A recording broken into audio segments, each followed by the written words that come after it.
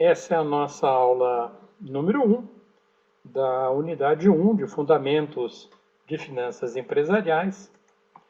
Nós vamos tratar aqui sobre a introdução aos fundamentos de finanças, dando os principais conceitos. Essa unidade tem 8 aulas. Essa primeira unidade é uma aula, a primeira aula é uma aula de introdução. Nosso objetivo aqui, então, é definir a administração financeira e finanças empresariais e descrever o papel do gestor financeiro nas empresas. Então, vamos definir a administração financeira, finanças empresariais, falar dos objetivos de finanças empresariais em termos de rentabilidade, liquidez e distribuição de resultados, e vamos falar do papel do gestor financeiro em termos de gestão de financiamentos e investimentos, do capital de giro e seu papel na distribuição de resultados. Então, finanças, em linhas gerais, de uma maneira até coloquial, finanças é a gestão do uso do dinheiro. Então, o que eu faço com o dinheiro? Como é que eu administro esse dinheiro?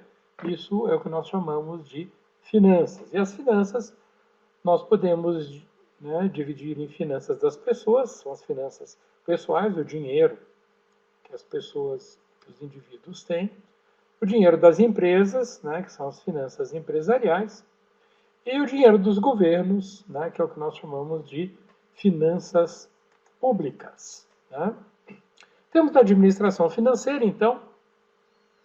A administração financeira é a área da administração que trata da gestão das finanças, ou seja, do uso do dinheiro nas empresas. E aqui nós temos, então, um planejamento financeiro, uma organização financeira, um controle financeiro e uma direção financeira. Considerando, então, que a administração é aquela atividade de planejamento, organização, direção e controle, finanças empresariais, então, é a administração financeira de uma empresa, ou seja, é o planejamento, organização, direção e controle das finanças, do uso do dinheiro dessa empresa. Então, planejamento inclui o planejamento financeiro, a organização inclui a organização da área financeira e a direção inclui direção, liderança das pessoas da equipe da área financeira. E o controle, ele faz o controle financeiro e contábil, econômico e financeiro da empresa.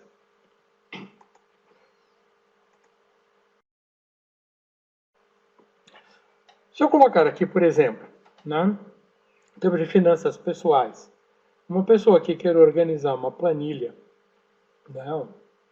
um software, uma planilha Excel para controlar suas despesas, ela pode fazer um controle da seguinte maneira. Ela tem ali um saldo inicial no banco, imaginemos que ela tem R$1.000 no banco. Durante o mês de janeiro, por exemplo, ela vai receber o salário, pode receber dinheiro de outras fontes, e aqui nós temos o que a gente chama de entradas operacionais. Aí nós temos saídas operacionais, são as despesas que a pessoa tem que pagar. Então ali imagina que ela tem que pagar o aluguel, faculdade, alimentação, entre outras despesas. E ali nós temos um saldo operacional, ou seja, é aquele saldo inicial que ela tinha, mais as entradas operacionais de salário e outras entradas, menos as saídas operacionais, aluguel, faculdade, alimentação. E nós temos ali um saldo operacional. E aí, se faltar dinheiro, ela vai ter que, eventualmente, pegar um empréstimo, vai ter que se financiar. Ou, eventualmente, se sobrar dinheiro, ela pode pegar esse dinheiro e aplicar. Aqui, no caso, a pessoa dessa planilha nem pegou empréstimo, nem investiu. Ela conseguiu um saldo final ali de R$1.200. E quando a gente for para o mês de fevereiro, o saldo que ela tinha no banco ali na conta corrente de R$1.200 vai ser o saldo inicial. E com isso eu consigo fazer um controle de finanças pessoais. Então, saldo inicial, mais entradas operacionais, menos saídas operacionais, mais o dinheiro que pega emprestado ou o dinheiro que aplica, me dá um saldo final de conta corrente, e ali eu tenho que esse saldo final vai ser o saldo inicial de um período seguinte. No caso da pessoa, das finanças pessoais, ela tem uma rotina, compra de supermercado, ela tem né, o dia a dia, eventualmente ela tem algo diferente, como férias, como uma viagem, que são eventos. E aí você tem que fazer o orçamento tanto da rotina e também o orçamento desses eventos que acontecem, né, fora da rotina. No caso das empresas, se a gente for imaginar uma empresa, em termos de finanças empresariais, é muito parecido. Eu tenho ali um saldo inicial, as entradas operacionais, no caso não é salário, né? É uma receita de vendas, o dinheiro que eu vendi de produtos e mercadorias, ele entra na empresa. Eventualmente posso ter outras entradas aqui, né? Então, uma empresa que tenha participação em outra pode receber algum dividendo, por exemplo, né? Então, eu tenho receita de vendas, eu tenho outras receitas. Aí eu tenho as saídas operacionais da empresa. Pagamento de fornecedores, pagamento de despesas, pagamentos de impostos, outras saídas. E aqui, da mesma forma, eu tenho um saldo operacional. O saldo inicial mais as entradas operacionais, menos as saídas operacionais, me dá ali um saldo operacional. Aí, no caso ali, a empresa começou com R$ 1.000, entrou 3.500, saiu ali o valor e que resultou no saldo operacional de 1.200. Nesse saldo operacional, posso ter a opção, se faltar dinheiro, de pegar dinheiro emprestado, ou pegar mais dinheiro com o acionista, se o acionista estiver disposto a integralizar mais dinheiro na empresa. E, eventualmente, se sobrar dinheiro, eu posso investir em outras coisas.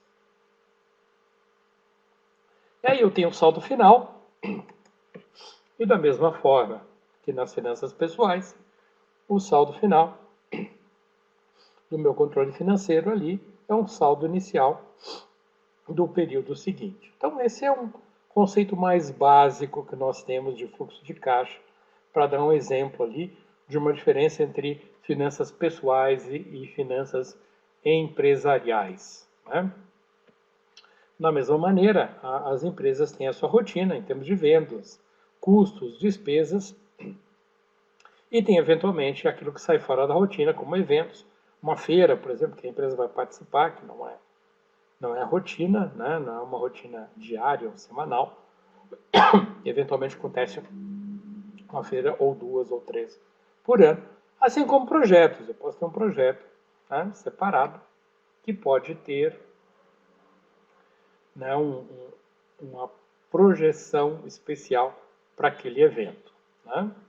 Então, se a gente for falar em termos de finanças empresariais, né, o livro do Gitman, né, que é um dos livros da bibliografia básica, Princípios de Administração Financeira, ele traz lá uma definição de que finanças é a aplicação de uma série de princípios econômicos e financeiros, objetivando a maximização da riqueza da empresa e do valor de suas ações. Então, aumentar. Então, maximização da riqueza, né, é o aumento do valor da ação da empresa, mais o lucro que ela tem acumulado. Muitas vezes parte desse lucro é distribuído em dividendos, mas se eu combinar o aumento de valor da empresa em relação às expectativas do mercado e o valor das ações, né, eu posso estimar o que seria, né, o valor da empresa e o valor de suas ações no mercado, né? Então, finanças têm esses objetivos em termos de economia e finanças. Então, vender produtos, né, investir em produtos que sejam vendáveis no mercado e também, né, ter uma valorização das ações numa bolsa de valores. Então, em termos de finanças empresariais, se a gente for dar uma olhada nas decisões envolvidas nos objetivos, a gente tem, né, que preparar um orçamento daquilo que vai ser vendido, daquilo que vai custar os produtos que vão ser vendidos, das despesas, do lucro da empresa, do dinheiro expendido no caixa. Temos que tomar decisões sobre financiamento, né, fazer uma estrutura de capital, quanto dinheiro que vem emprestado, quanto dinheiro vem dos sócios, se eventualmente nós vamos ter novos sócios, lançar ações no mercado. Decisões de investimento, se eu abro uma fábrica, né, ou se eventualmente eu expando a fábrica atual, então decisões de investimento. E decisões de administração do capital de giro. Então, quanto que eu fabrico para estocar, quanto que eu fabrico para vender, o estoque tem que ser de qual tamanho, decisões de capital de giro. Então, objetivos, a empresa tem objetivos, né, como objetivos de liquidez. Né? Um dos objetivos é que a empresa seja líquida, quer dizer o seguinte, que o dinheiro que ela tem, ela deve ser suficiente para pagar as dívidas e ainda sobrar alguma coisa, uma reserva, né, de garantia da empresa. Isso é um conceito de liquidez. Eu tenho dinheiro, se eu pagar tudo que eu devo, né, ainda me sobra alguma coisa. Né? Ou seja, eu estou líquido, né, no jargão das finanças empresariais. Outro objetivo em termos de rentabilidade, né, um lucro, no caso das empresas que visam lucro, um equilíbrio financeiro, né, nas empresas que não visam lucro, ela tem que gerar uma receita, um resultado que pague todos os custos e despesas que ela tem e faça, né, algum dinheiro a mais para algum investimento que a empresa precisa fazer para manter o seu valor. Isso é o foco financeiro de empresas que não visam lucro, é o equilíbrio, né, orçamentário ou equilíbrio financeiro. E um outro objetivo é a distribuição de resultados, né, quando for uma empresa que vise lucro. Qual parte desse lucro eu vou distribuir em termos de dividendos, né, ou, eventualmente, o equilíbrio financeiro, no caso, né, das empresas que não visam lucro.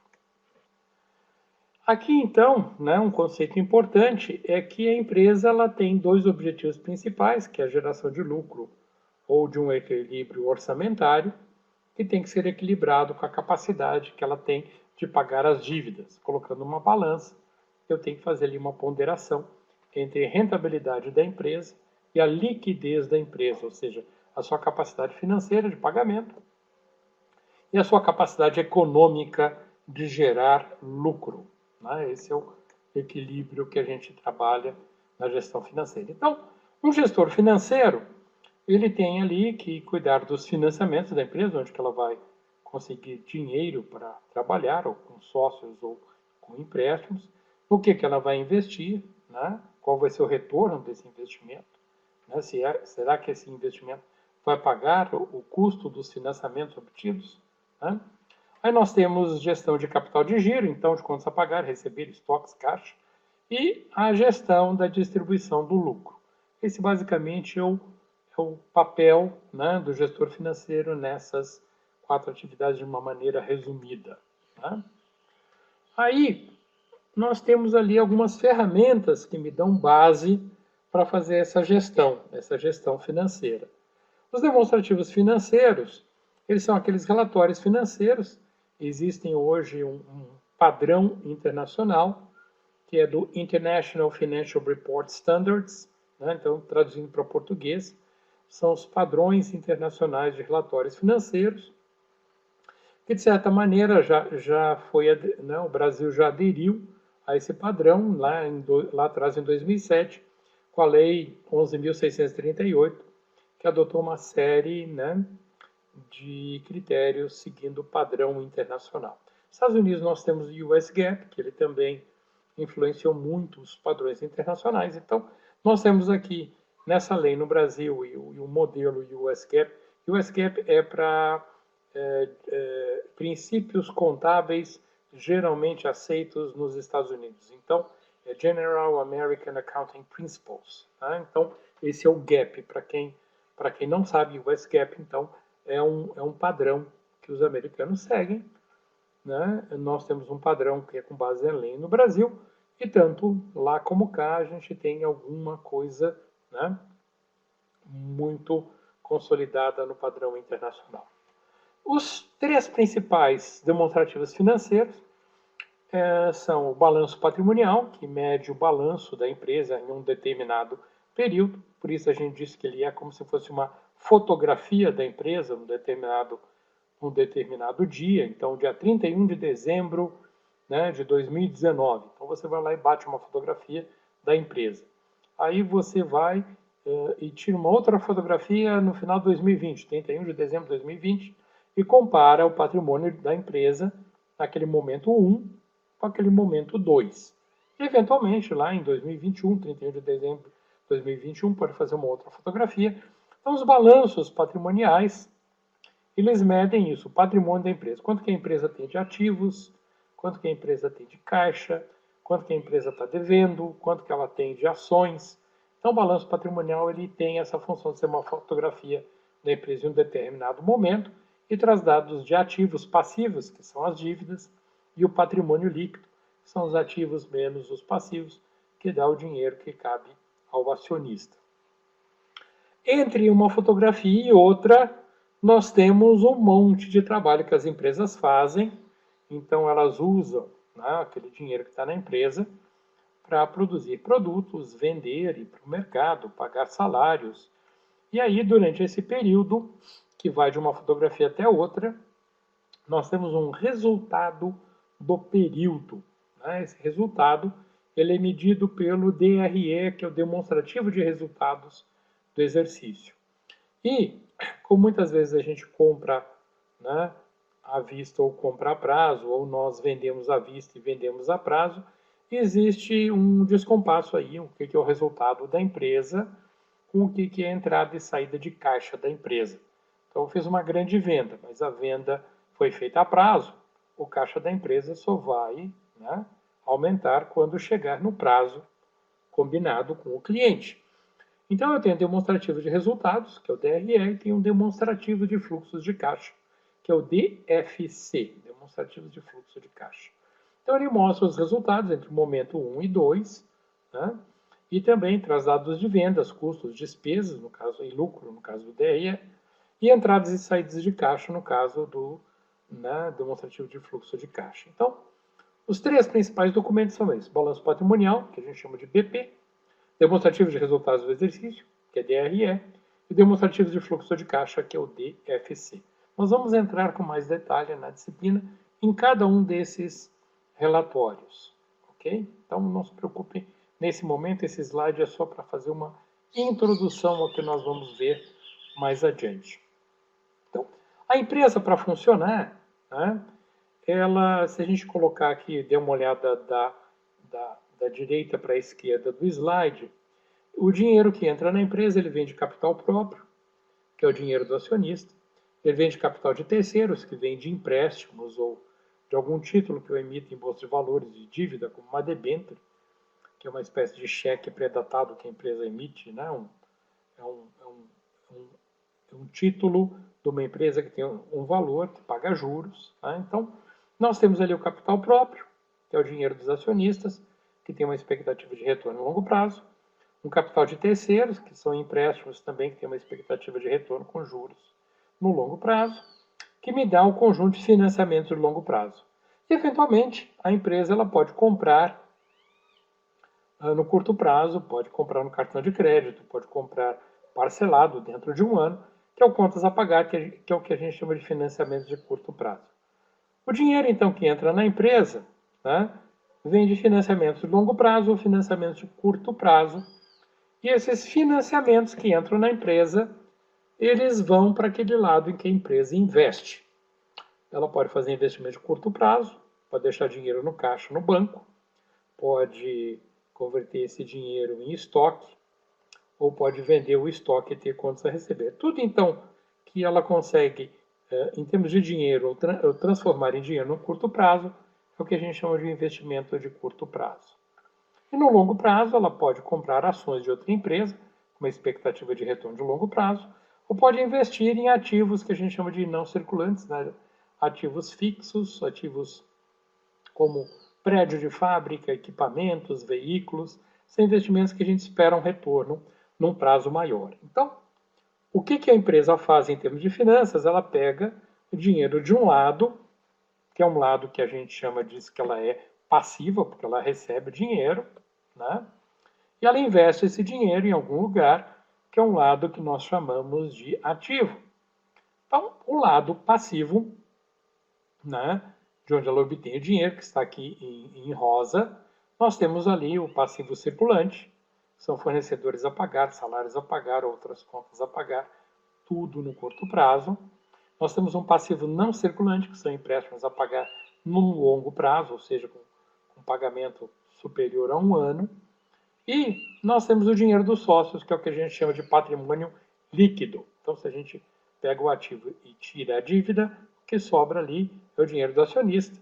Então, o capital que o acionista colocou, eventualmente algum lucro de algum período anterior que ficou sem ser distribuído, reservas de capital, que são as exigências legais, tudo aí é onde a empresa é passiva e é onde entra o dinheiro. São as obrigações que a empresa tem com acionistas ou com o mercado.